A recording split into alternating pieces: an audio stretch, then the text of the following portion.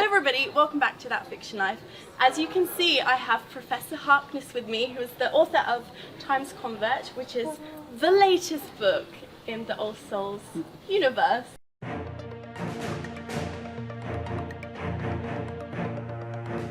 We're not going to tell you what this series is about because I do have a 20-minute talk on the first book on my channel, so you can check that out. Going straight into my questions. Research is clearly a big part of your series. Are there any specific facts or pieces of research that have stuck with you throughout your research journey? The one that sticks out is the birth date of Elizabeth I, because I studied Elizabeth I as an undergraduate. I wrote my master's thesis on her. She features in my first book, she features in my second book, and then all of my novels. So yes, September the 7th, 1533, that is the fact that that I hold on to and probably will always remember no matter what. Key date to keep in your diary. I have found your depiction of vampires very unique, particularly the whole notion of when someone turns to someone, they sort of have this parental bond. Yeah. So of course in Time's Convert, it follows Marcus, who was one of my favourite characters. In the original trilogy, he has the best lines, just saying. And I was wondering what it was like for you to sort of go into their relationship, because of course it was very different to focusing on Diana Matthew in the original trilogy. Sure. It was just, it seemed to me that what you often, you focus on these sort of love stories, but one of the things that always shapes however you treat your partner and what you're drawn to in a partner is how you're raised. So for me, it just seemed to be logical to want to know more about Marcus and to also explore Phoebe as she's going through her transformation in Time's Convert, and to see the very different ways that they were raised, because that's going to only add sort of spice and interest to their relationship, because they were both raised in such very, very different ways, both in their their birth parents and also in their vampire parenting as well. Something that I found out very recently was that some of the Ashmole manuscripts are actually missing. Ashmole 782 is really missing in real life. Specifically, the actual one. The manuscript, yes. I was wondering, because you obviously got to alter the history a little bit by saying you can summon it through magic. Are there any other pieces of history that you were quite fond of reimagining in this way? Oh, absolutely. I mean, just being able to put real words into Elizabeth I's mouth, imagining what had really happened to Christopher Marlowe, imagining what the relationship was like with all of those brilliant young men who surrounded Marlowe. Just whenever I find a kind of place where the historical records stop, that's where I like to imagine my fiction into those spaces. Fill in the gaps. So, one of my friends always jokes that, wow, if there's a gap in the historical record, put a vampire in it and see what happens. And that's kind of what I do. So that's really fun. So I've read that you refer to something in your teaching called the historical empathy, which I found so interesting. Are there any historical figures that you mentioned, particularly maybe in Shadow of Night, because we do go back in time a little bit?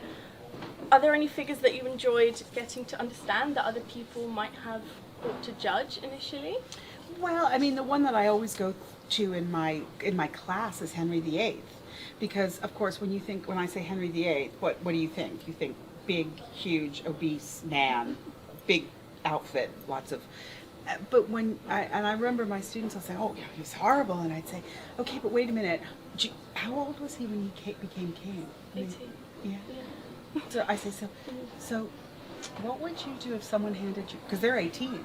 What would you do if someone handed you a country? How would you behave? Would it go straight to your head? I mean, so that kind of empathy of understanding that Henry VIII was not always that figure. He started as an 18-year-old who was handed a country. That's what I mean by that sort of historical empathy, that everybody's got a story, and that sometimes we judge people before we understand what that story is. That's what I mean about historical empathy. So whether it is, again, understanding, why did Marlowe have such sharp edges, or what was it about Rudolph II that kind of drove him in Shadow of Night, when you find out more about them, you're a little less quick to judge, I think, sometimes. Definitely. Yeah. I really appreciate that Yeah. writing, because that really comes across. Mhm, That you sort of, you might have a villain, but why are they like this? Why? And I think in general in the world, if we could ask that question a little bit more, we get along a lot better, because I think we kind of Agreed. demonize and judge people who aren't like us, who maybe don't think like us. But if we just make that effort to try to put ourselves in their shoes and see the world through their eyes, it just promotes understanding. sense. Yeah. So we have to talk about the TV show. They literally, it was breaking news as of yesterday that Sky had decided to go ahead with seasons 2 and 3, which is huge. Excellent. Yeah. So when I was planning this question, I was going to say if we had a season 2, but we now do have Now one. say when. So of course the series, I feel as though it's an extension of the world, because you've mentioned before, if we just heard from Diana, it wouldn't have worked in the TV Right. show format. Right.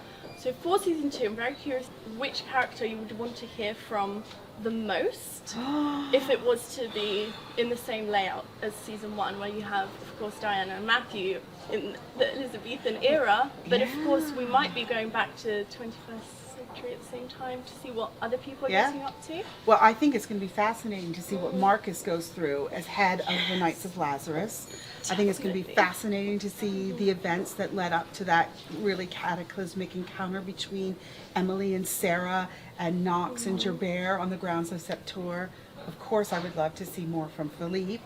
If we could see a little bit more of Philippe, and I wouldn't mind seeing a little bit more about Gallowglass and what he was going through.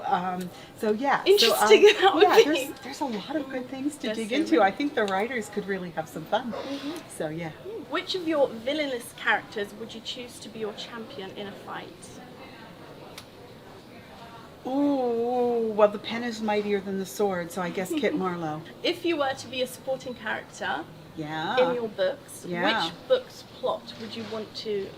Oh, Shadow of Night. through. I want to be a kind of plump, middle-class housewife going vegetable shopping. Have you in thought Elizabeth- about this Oh, yes. before? I've thought about this a lot. I want to be I want to be somebody who lives in the Blackfriars neighborhood near Diana and Matthew. I'm insane. I thinks about, who are those weird people living over the shoemaker? That's a very good point. Yeah, exactly. In the Mhm. clothes. And the rough. Imagine the costumes for season 2 yes, though. Can we just yes, mention that quickly? yes.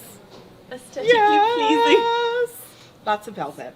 I'm very happy about that, I have to say. Okay, yep. Same. So you and I, that'll be the territory We can be, absolutely. roommates or we will housemates. stake out that house. Exactly. Yep. Perfect. I love this plan. We're Exactly, friends we're now. good. Yes. Okay. So my final question is, what can we expect from you next? Are there any characters that you'd like to do a similar thing that you've done with I Times very Combat? much want to finish the story I've been working on about Matthew in the 16th century under Henry VIII and Mary Tudor, how he kind of got involved with the family.